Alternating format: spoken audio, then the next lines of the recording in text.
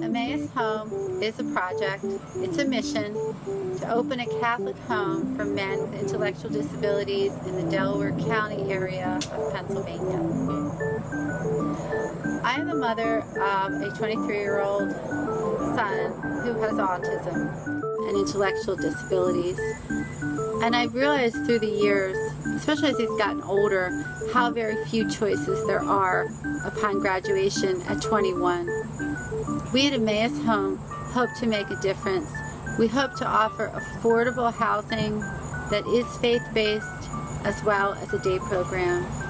There are presently over 14,000 people in Pennsylvania on a waiting list, waiting for funding so they can attend a day program that suits them, as well as affordable place to live. I'm asking you to look into your hearts and think about how you can help us. We're in great need of startup funding. We're in need of your prayers.